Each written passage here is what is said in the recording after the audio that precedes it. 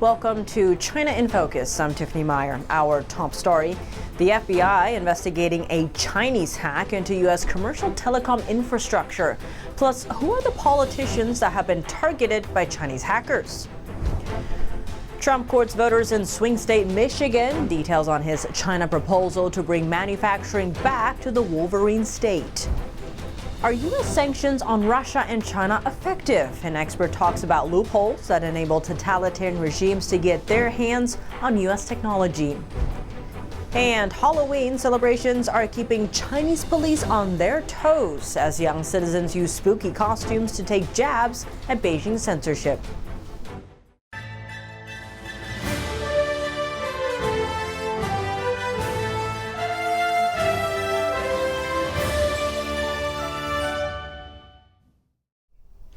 Chinese hacking efforts intensifying as the U.S. enters the final stretch before Election Day. The FBI said Friday that it's investigating a breach into U.S. commercial telecommunications infrastructure. Hours after the announcement, news reports surfaced saying Chinese hackers reportedly targeted the phones of former President Trump and his running mate, Senator J.D. Vance. It's unclear if the FBI statement was referring to the alleged smartphone breach. The agency said they notified affected companies and bolstered cyber defenses. NTD reached out to the FBI for comment but did not hear back before airtime. The Trump campaign did not confirm the report. The Justice Department previously charged 3 Iranians for trying to hack into the accounts of Trump campaign aides. Moving over to Congress, a few China hawks have found themselves in Chinese hackers' crosshairs. A Microsoft report said China targeted down-ballot Republicans, including Senator Marsha Blackburn and Congress members Michael McCaul and Barry Moore. All 3 are running for re-election. Senator Marco Rubio was also targeted. This X post is an example of the Chinese influence operation targeting Blackburn. The report said the operation promoted her opponent in the 2024 Senate race, State Representative Gloria Johnson. On top of that, the Chinese online campaign also criticized Congressman Barry Moore's support of Israel. It also spread claims about Senator Marco Rubio and Congressman Michael McCaul. What's more, federal authorities are investigating a Chinese breach into 3 top U.S. internet service providers: AT&T, Verizon, and Lumen Technologies. Former President Donald Trump was in Michigan over the weekend. He talked about tariffs on Chinese products and bringing jobs back to the U.S. NTD's Washington correspondent Jack Bradley has the details. The former president also emphasized how tariffs on China will help bring back manufacturing here in the U.S. You got to vote for Trump and you will see a mass exodus of manufacturing jobs from Mexico to Michigan, from Shanghai to Sterling Heights, and from Beijing to right here in Traverse City. Isn't that a nice place? Nice place. One of the speakers on stage here was Tudor Dixon, a former gubernatorial candidate back in 2022. I spoke to her before she went up on stage, and she told me that Trump is going to bring back manufacturing and jobs to the economy if elected. Take a look. As far as Trump, he talked about eliminating or raising tariffs on China, helping bring back manufacturing here in Michigan. What do you think of that position? That's absolutely what we need. We know that the auto industry is moving factories out of the state of Michigan right now. We certainly don't want to see them go to Mexico. We want to see them stay right here in the state of Michigan, and we want to make sure that our auto workers are employed for the long term. Now, Michigan is a battleground state with 16 electoral votes, and Trump said up on stage here behind me that if he wins Michigan, he wins the whole thing. Reporting from Traverse City, Michigan, Jack Bradley, NTD News. The U.S. has put sanctions on a number of totalitarian countries like China and Russia, but there seem to be some loopholes. Even a company from a major democratic country is involved in helping Russia obtain drones used against Ukraine. We tap Grant Newsham, retired Marine Colonel and author of When China Attacks, for his take. Grant Newsham, thank you so much for joining us. Great to have you back on the show. I'm glad to be here. And Grant, given the conflicts in the Middle East, the ongoing Russia-Ukraine war, we've been seeing the U.S. crack down on Chinese firms and China entities that are helping Russia skirt these sanctions. Now, one such sanctioned Chinese firm actually has ties to Germany. This is Xiamen Limbach. That's according to the U.S. Treasury. This relationship began back when China was seen as a financial partner. How do you view this, though, say the collaborations that started years ago, or now we're seeing this geopolitical controversy, if you will, where Germany is helping to arm Ukraine, but then a German entity is also seen through China to be helping fire on Ukrainians. How do you view that? Oh, this is the outcome of 30 plus years of believing or convincing ourselves that China wasn't an enemy. There was nothing wrong with selling our technology, selling our companies to China. They just wanted to be like a big Canada. That was the idea. And I say this is a logical outcome. And as a result, they have now got access to all sorts of technology and sort of high-tech components that they can use for anything they want. And you're seeing this play out. The Germans were particularly egregious about this and allowed many of their smaller, but really world-class companies to be sold to the PRC, and the PRC took them to China and is making good use of this technology now. And now trying to unravel all this is very, very difficult. But keep in mind, the United States has performed in a similar fashion, and we have still a lot of so-called dual-use technology going to China, and that means it's just as usable for military purposes, and the Chinese do that. So this is really the payback for having been negligent for so many years. And one should expect the Chinese to make full use of the opportunities that we've given them.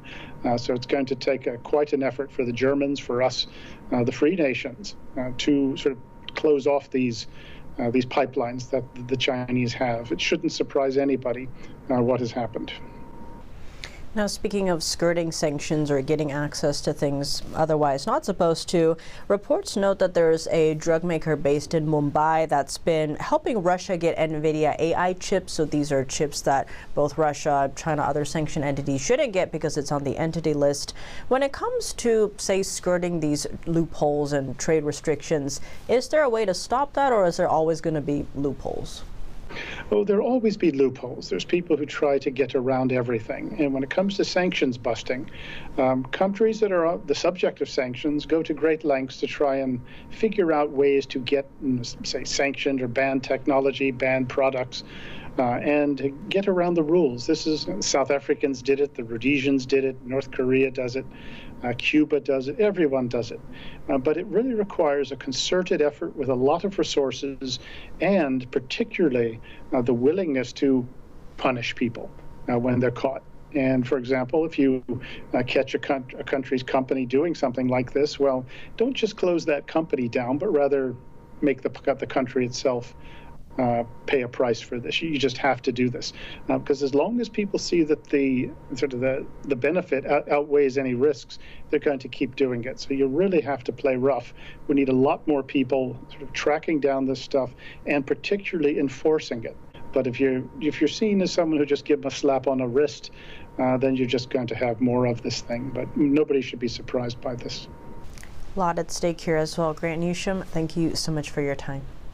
No, pleasure. Always glad to be here. With the U.S. presidential election around the corner, foreign countries may be anticipating major changes in U.S. foreign policy. That's as a new leader will soon take over the most powerful country in the world. But the Philippines says there won't be any change in support from Washington when it comes to countering communist China. Watch. Because our support for our initiatives as bilaterally and multilaterally with the Squad, for example, is bipartisan. The Philippine Defense Secretary says China's aggressive actions have driven the U.S. and the Philippines together and led them to build a military alliance. Everybody's going together because they don't like what China's doing. Simply put, I mean, that China has given the Philippines some prominence that in normal terms, if everybody followed the rules of the road, if they didn't do bad things, then this prominence of the Philippines would not be there. Tensions are running high in the South China Sea. Conflicting territorial claims between China and several Southeast Asian countries have led to a number of confrontations in the waterway. These conflicts mainly pop up between China and the Philippines. China claims almost the entire South China Sea. An international court rejected Beijing's claim in 2016. Chinese police tightened their clampdown on Halloween celebrations over the weekend in some southern cities, including Shanghai, China's most international city. Here's what's happening. Local authorities are trying to prevent a repeat of last year when Halloween revelers poked fun at the Chinese stock market, youth unemployment, strict COVID-19 policies and censorship. Over the weekend, 2 men dressed as Batman were seen getting arrested. One bystander shouted "freedom" while onlookers cheered.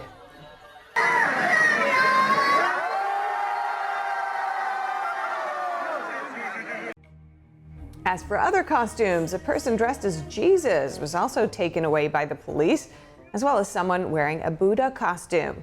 A man dressed as the former U.S. President Donald Trump was sent away by police.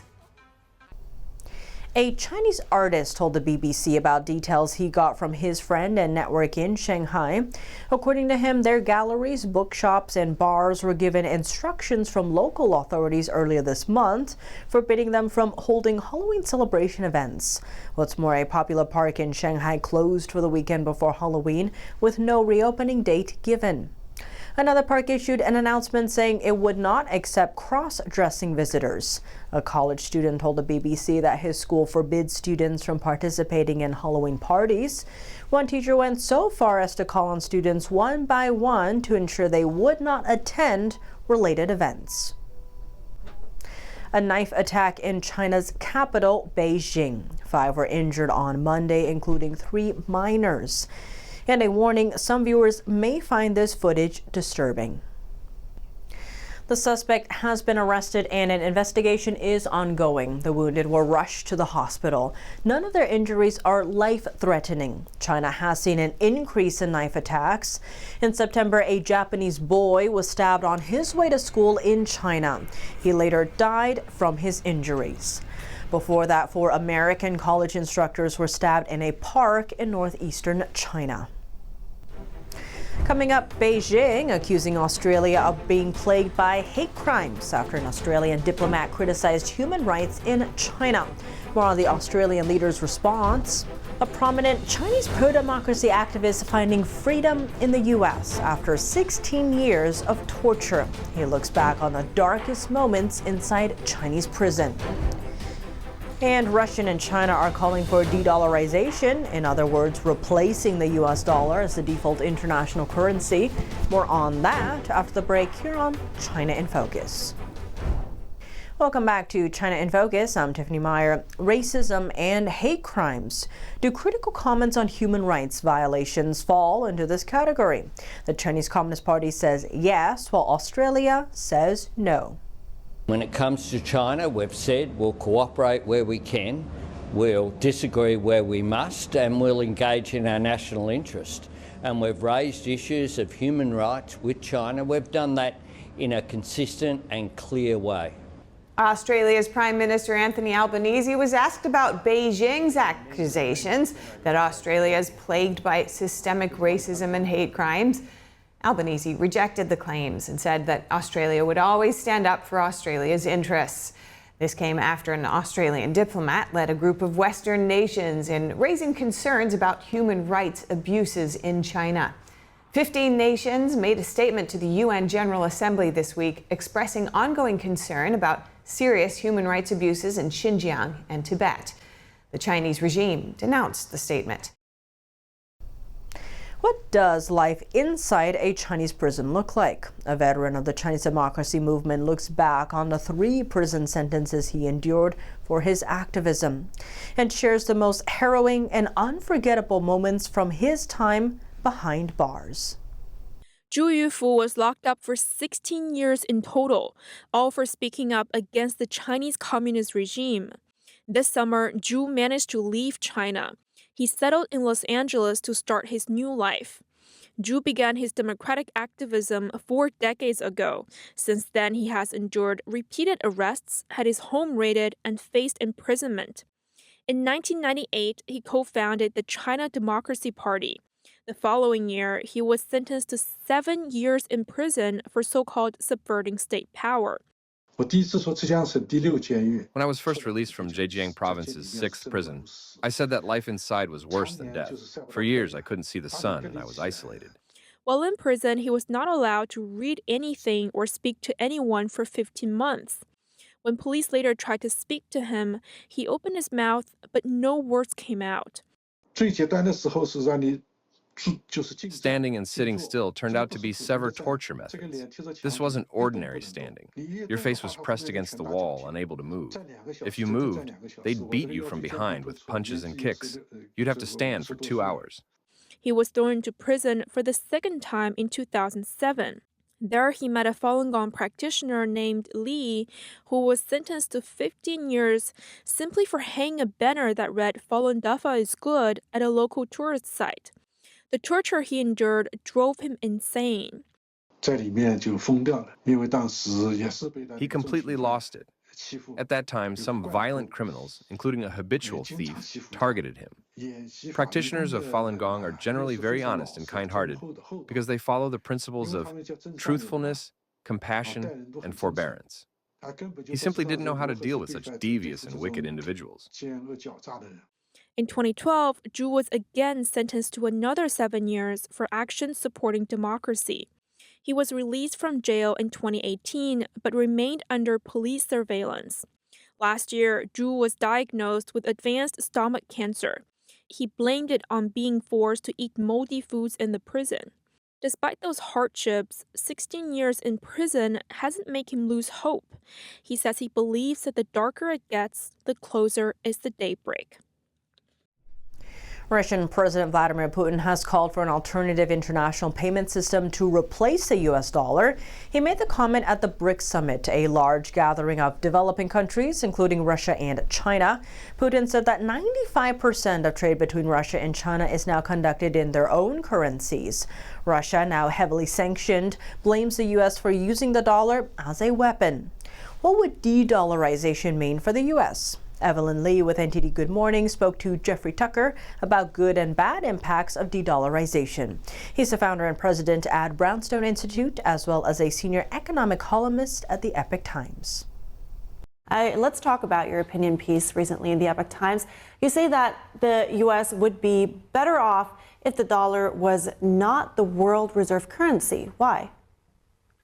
Well, that was the conclusion of the article. I know it sounds a little bit shocking, but it really has, the strength of the dollar has harmed U.S. manufacturing over many, many decades. And my argument is that we can't continue to defend the dollar as the world reserve currency and rebuild the U.S. industrial base at the same time, that we're going to have to choose one or the other.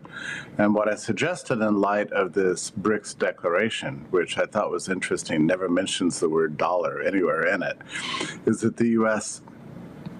should have a neutral position on the rise of BRICS and worry more about the value of the dollar in terms of its domestic relationship to goods and services made in America and bought by Americans, and that should be the primary concern.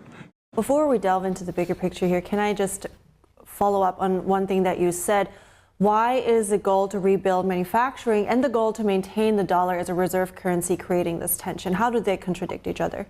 Well, it's just a simple matter of math.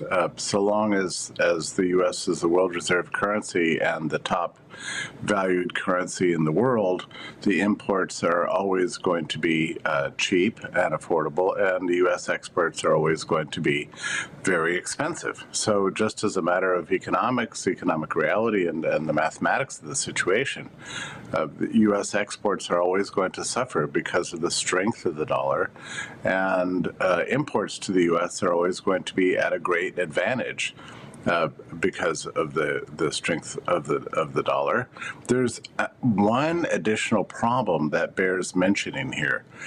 So long as the U.S. dollar is the world reserve currency, as it has been really since 1944, in effect, that enables world central banks to hold it as an asset and then to use that asset in the central bank as collateral against which governments and central banks can expand credit to fuel competitive manufacturing that eats in a kind of a mercenary way into the U.S. industrial base. That is essentially the story of what's happened to U.S. manufacturing since the 1970s. And then China continued to accumulate dollar-based assets, build on top of those to fund direct competition to U.S. manufacturing. So let me ask you this then, because since you say, the domestic relationship should be the primary concern, which makes sense so that Americans have better conditions in the economy. But since it plays a political role as well globally, if the de-dollarization should actually happen, wouldn't that mean that, let's say, sanctions that are currently in place become less effective or ineffective? How much would countries, adversaries like Russia, Iran, and China benefit from that? Well, they certainly would benefit from that. I mean, and your point is, I think, accurate. But we're talking about a very long trend here. The decline of the dollar on international exchange has been very slow, and I don't think there's any chance that this is going that the dollar will somehow be unseated from foreign exchange as a dominant player for the next 5 or 10 years, really. But it is a gradual change, and you're right that makes the U.S. less of a, I guess you would say, a sort of power player on the global stage. But what I'm saying is that the U.S. is really in a position, it's going to have to choose between maybe its hegemonic, any sort of hegemonic global aspirations to be the world's superpower, and taking care of its own domestic needs. What your listeners need to understand is that the subject of the value of the dollar has two elements to it. One is its value on international exchange, which is very high. And the other is its value in terms of goods and services domestically. And there it's at a historic low. And I'm saying that if you have to choose to fight for one or the other, we should always fight for a strong dollar at home to protect the American people from the ravages of inflation we've seen over the last 4 years. Got it.